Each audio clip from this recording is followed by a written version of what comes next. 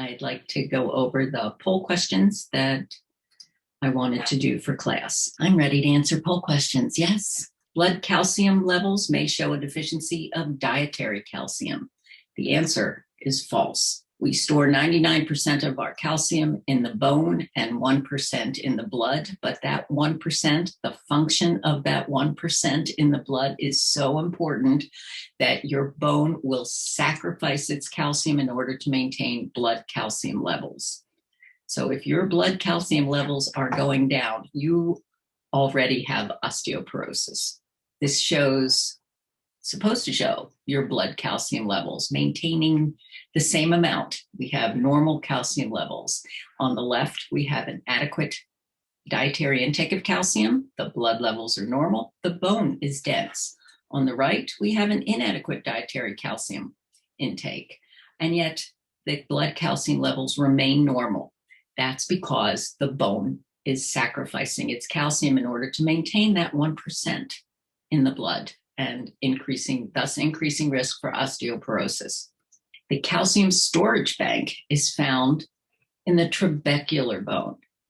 That bone bank analogy that I went over is found in this part of the bone, the lacy inner structure. It's also called calcium hydroxyapatite, cocktail chatter, but that's what supports the bone structure, and it provides that calcium storage bank. The outside portion of the bone is the cortical bone. You can't have too much calcium. Well, the answer to that one is also false. Okay, this is from the National Institutes of Health's Office of Dietary Supplements. Now, while hypercalcemia, increase in blood calcium level, is usually a metabolic disorder, high calcium intakes can cause problems. High dietary calcium intake, primarily if you're taking supplements, and we'll look at supplements in a second, it can cause constipation, but the risks come from supplements, not from the diet. There's also some concern that heart disease may be more prevalent in folks who take large amounts of supplements. So the recommendation is between dietary and supplement intake not to go over the upper limit for daily calcium, which is 2,500 milligrams a day. And these are different types of supplements, right? We have the calcium carbonate supplement. This is in the Biactive Calcium Chews, often the form found in calcium chews. Tums is calcium carbonate. This is the kind that can cause constipation, right? It's also recommended to take these with food because you need the acid in the stomach to increase the bioavailability of the calcium. Calcium citrate can be taken on an empty stomach. It's found in Citracal. This does not cause constipation.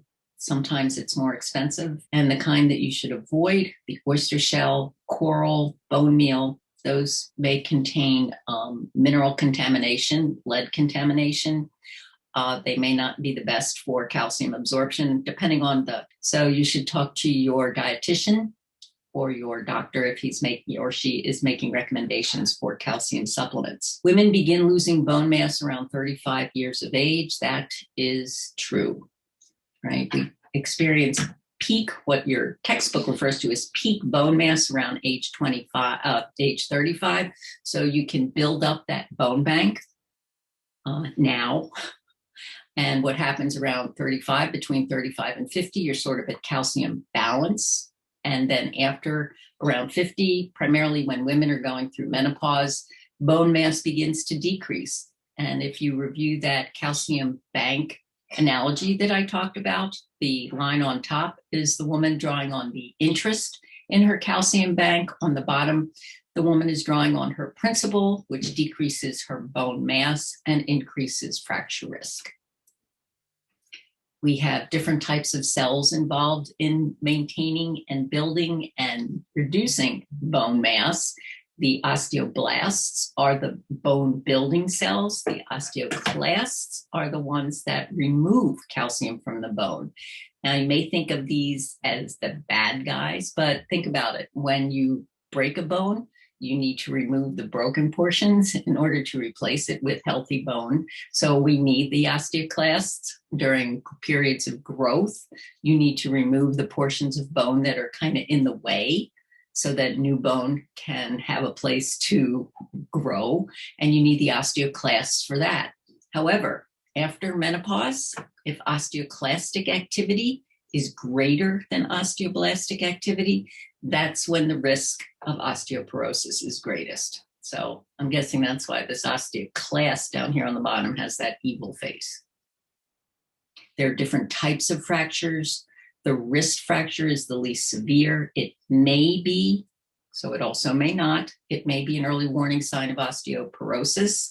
The spinal vertebrae are the ones that can fracture from bending and lifting. I have here that they cause chronic back pain, but please know that if you have chronic back pain, it does not mean you have osteoporosis. Just because you have a symptom doesn't mean you have the condition, okay?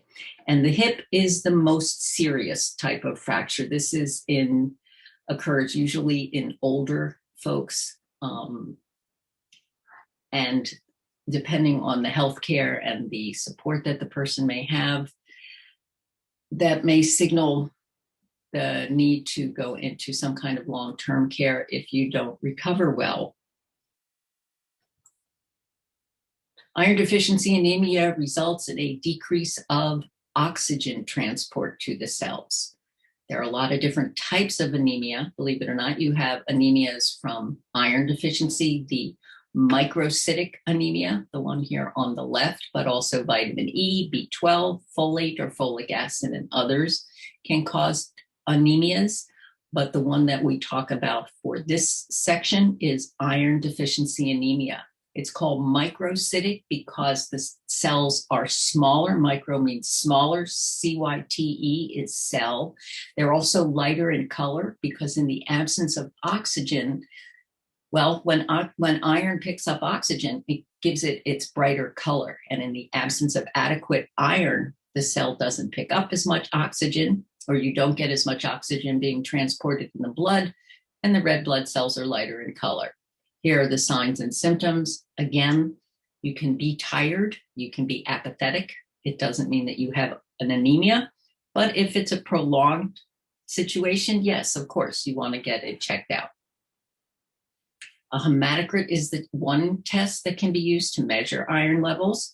On the left, we have whole blood, right? The finger has been poked or iron has been drawn from a venipuncture. It gets spun down in a centrifuge. And what we're looking at on the right is a separation of packed red blood cells and the plasma or serum. And in this case, about 50% of the volume is red blood cells. The person has a hematocrit of 50%, and that's perfectly normal. Vitamin C may help improve the bioavailability of non-heme iron. This is true. Right? Heme iron is the type of iron that we get from hemoglobin, and unless we're talking about Impossible Burgers, we're looking at only animal products. Okay, so your animal products contain heme. They may also contain non-heme iron, but non-animal products only contain non-heme iron, which is not very available to the body because of the form of iron that is found in this product. However, when you consume vitamin C, it helps convert the type of iron that's found in non-animal products to the type that's found in animal products. So what we're looking at is what's called ferric and ferrous. It has to do with the valence or the electrons found in that iron. And vitamin C helps convert ferric to ferrous iron, which is more bioavailable. And I guess you guys are going to give us current events another time. Okay, thanks. See you in class.